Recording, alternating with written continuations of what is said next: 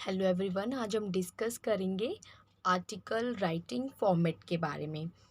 पहले हम इसका फॉर्मेट जान लेते हैं। फॉर्मेट पता चल जाएगा तो हम एमसीक्यूज़ भी बहुत अच्छी तरह से कर लेंगे। पहले क्या होता था कि आप लोगों को आर्टिकल्स जो होता था वो ऐसे टाइप में लिखना होता था, पर अब जो आपका एग्ज़ाम पैटर्न है उसमें ऐसा है कि अब आपको एमसीक्यूज़ करने पड़ेंगे आर्टिकल्स के भी, तो आपको इसका फॉर्मेट जानना बहुत ज़रूरी है। तो चलो अब हम स्टार्ट करते हैं। फर्स्ट, टाइटल और heading. The heading should be catchy and in a not more than 5-6 words. It should be eye-catching, illustrating the central themes.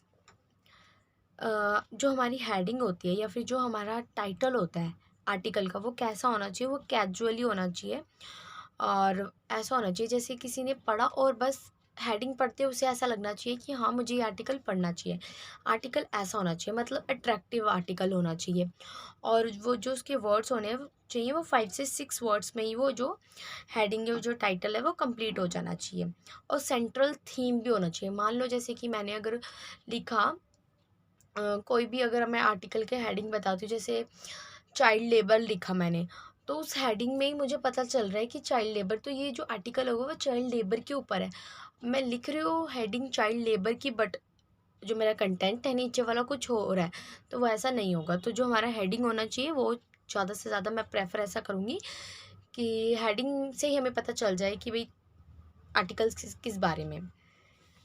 अब हम सेकंड पॉइंट डिस्कस करते हैं जो बहुत ज़्यादा इंपॉर्टेंट है। वैसे तो सारे पॉइंट्स ही बहुत ज़्यादा इंपॉर्टेंट है।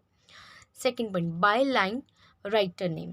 तो उसके बाद अगर पहले क्या होता था, जैसे अब आपको क्वेश्चन मिलता है एग्ज़ाम में, जैसे कि यू आर रवि या फिर कुछ भी नाम हो सकता है आपका, रवीना है ना, और आप ये लेटर क्या हो लिख रहे हो, तो उसमें नाम वगैरह दिया होता है। तो आपको उसी तरह से उस क्वेश्चन में, अगर आपको एग्ज़ाम में दिया जाएगा, उस क्वेश्चन को समझते हुए आपको बताना पड़ेगा कि कौन सा राइटर है, किसका नाम लिखा हुआ है इसमें, ठीक है।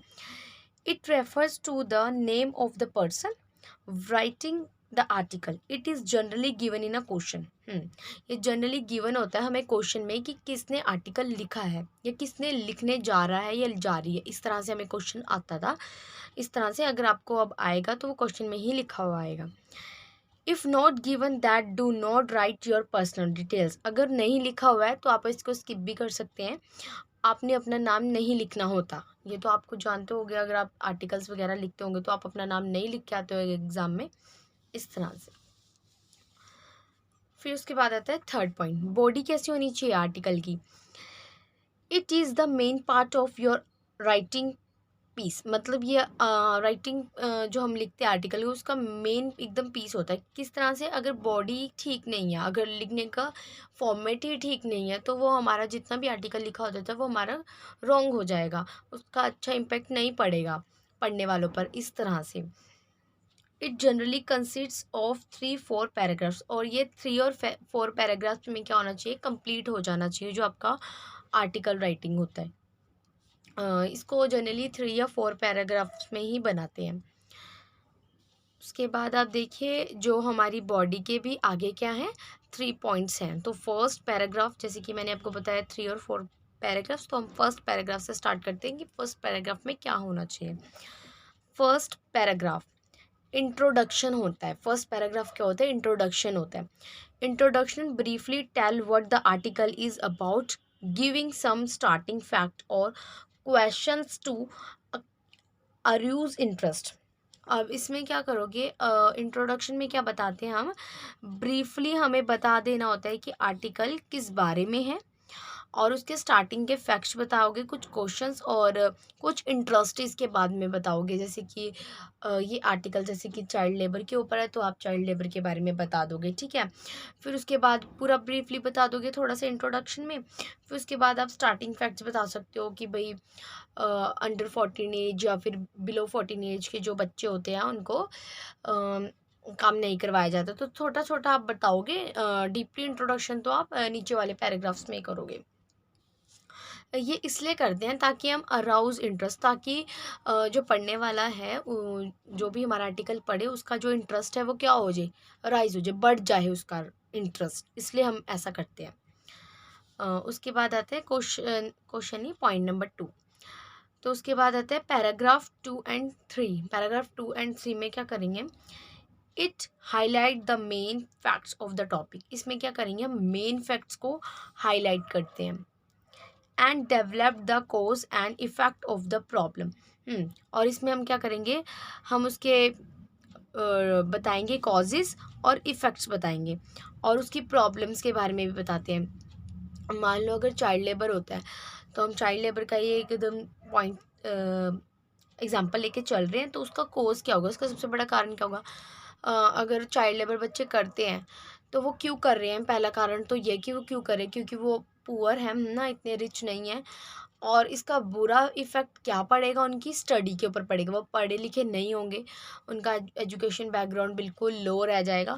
और प्रॉब्लम क्या फेस करना पड़ेगा उनको, आगे जाके भी वो क्या होंगे, अपने जो सोसाइटी में लेवल है वो नहीं बढ़ा पाएंगे, या फिर जो हम देखे जाए कि एजुकेशन लेवल, या फिर वो बहुत ज़्यादा बैकवर्ड सोसाइटी में हो जाएंगे, बहुत ज़्यादा पीछे चले जाएंगे, क्योंकि उन्हें पढ़ना लिखना नहीं आता होगा। तो वो अपना, अगर उनके साथ कुछ गलत भी हो रहा होगा तो वो अपना स्टैंड कैसे लेंगे। एजुकेशन ही तो हमें सब कुछ सिखाती है। फिर उसके बाद आता है एडवांटेज एंड डिसएडवांटेज। उसके बाद क्या आता है, एडवांटेज एंड डिसएडवांटेजेस आते हैं। फिर उसके बाद हम बताएंगे, वैसे तो चाइल्ड लेबर के कोई भी एडवांटेजेस नहीं हो सकते, है ना, डिसएडवांटेज ही डिसएडवांटेज है। हाँ, अगर कोई ऐसा पॉइंट है जिसमें एडवांटेज और डिसएडवांटेज दोनों होते हैं, जैसे क्या फ़ोन, अगर आपको राइटर ऐसे आ जाता है कि फ़ोन के ऊपर आ जाता है, मोबाइल फ़ोन के ऊपर, कि भाई इसके क्या एडवांटेज और डिसएडवांटेज, तो एडवांटेज बहुत सारे, डिसएडवांटेज भी होते हैं, है ना। उसके बाद आता है एंडिंग कैसे करते हैं हम, ending, give your opinion. Ending में आप क्या करेंगे, आप अपना ओपिनियन देंगे कि आपको इस ऐसे में आपने इस तरह से, मतलब आपको कैसा लगता है कि ऐसा होना चाहिए, ये वैसा होना चाहिए, तो आप अपना पॉइंट ऑफ व्यू रखते हो वहाँ पे। फिर आप कमेंट्स करते हो, अच्छा बुरा जैसा भी, है ना। क्रिटिसिज्म एंड रिकमेंडेशन, क्रिटिसिज्म भी करते हैं हम, हमें चीज़ नहीं अच्छी लगी तो फिर हम कमेंट भी वैसा करेंगे ना। तो उस तरह से आप देखिए, अभी हमारा सेकंड पैराग्राफ और थर्ड पैराग्राफ में ये होता है, ठीक है। उसके बाद हम डिस्कस करते हैं, अब हमारा 3 पैराग्राफ, जिसमें कि हमारा लास्ट पैराग्राफ वैसे तो होता है, थर्ड हमारा पॉइंट है, पैराग्राफ हमारा 4 है, ठीक है। ये क्या होता है, मेनली कंक्लूजन, जैसे कि हम एंड करते हैं, कंक्लूजन देते हैं। Briefly offer suggestion and solution to improve the situation and conclude with the hope of wearing an appeal। अब इसमें क्या होता है कि आप सजेशंस देते हैं, सल्यूशंस को भी, सल्यूशन भी देंगे, ताकि वो जो कंडीशन है या फिर वो सिचुएशन है वो क्या हो जाए, इम्प्रूव हो जाए। And conclude with the hope, और आप ऐसे ही करते हैं ना, हम अगर कुछ लिखते हैं कि मैं आशा करता हूँ, मेरी ये होप है कि ऐसा नहीं, ये चीज़ ठीक हो जानी चाहिए, है ना, हम ये मानते हैं चाइल्ड लेबर नहीं होना चाहिए, तो मैं आशा करता हूँ। तो इस तरह से आप एंडिंग करेंगे, आप होप दिखाते हो, है ना, वेयरिंग, है ना, और अपील, इस तरह से आप एंडिंग कर सकते हैं। उसके बाद आता है नेक्स्ट, जो इसके भी क्या है, जैसे कि अब हमारा ये तो लास्ट हो गया, आप जैसे कि हमारा ये एंड हो चुका है पैराग्राफ राइटिंग। अब मैं आपको इसके थोड़े से रूल्स बता देती हूँ, जो चीज़ें आपने थोड़ी सी उसको ध्यान में रखना है। जैसे कि आप इसमें लिख सकते हैं रूल्स, जैसे कि आर्टिकल्स के थोड़े से रूल्स। तो इसमें देखते हैं, systematic presentation of idea is a must. Systematic तरीके से हमें प्रेजेंटेशन रखना चाहिए। अगर हम किसी के सामने कुछ लिखते हैं या बोलते हैं तो वो हम क्या करते हैं, हम अपना वो प्रेजेंटेशन देते हैं, तो उसको हम सिस्टमेटिक तरीके से रखना चाहिए। जैसे कि पहले मैंने इंट्रोडक्शन देना है, फिर मैंने सेकेंड एंड थर्ड पॉइंट में ये डिस्कस करना है, फिर देन लास्ट पॉइंट में मेरे को कंक्लूजन देना है। तो ये क्या है, एक सिस्टमेटिक प्रोसेस होता है।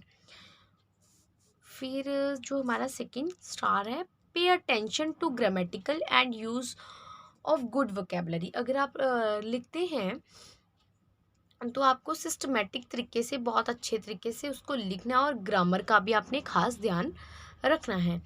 तो अगर आप ग्रामर का भी ध्यान रखेंगे तो वो ज़्यादा मस्ट बेटर रहेगा। उसके बाद आते हैं avoid irrelevant information and repetition. Avoid करनी है हमें इरेलीवेंट इन्फॉर्मेशन। मान लो आपका टॉपिक है चाइल्ड लेबर, आप किसी और चीज़ पे लिख रहे हो तो वो आपकी इररिलेवेंट इन्फॉर्मेशन हो जाएगी। आपको उस चीज़ को अवॉइड करना है, जिस चीज़ के बारे में लिख रहे हो आपको उसी चीज़ की इन्फॉर्मेशन देनी है, और रिपीटिशन नहीं होना चाहिए। एक लाइन को एक बार लिख दिया, उसको दोबारा दोबारा नहीं दोहराते हैं। फिर नेक्स्ट हमारा आ जाता है फॉलो वर्ड्स लिमिट। जो वर्ड लिमिट्स है, मैं स्किप कर गई इसको लिखना, जस्ट 1 मिनट। ये हमारे होंगे 150 वर्ड से 200 वर्ड्स। 150 वर्ड से जो हो गए हमारी 200 वर्ड्स तक होगा जो हमारा आर्टिकल राइटिंग होता है। और जो इसकी मार्क्स का डिस्ट्रीब्यूशन होता है, format, title, writer name 1 marks, content 4 marks, explanation 5 marks.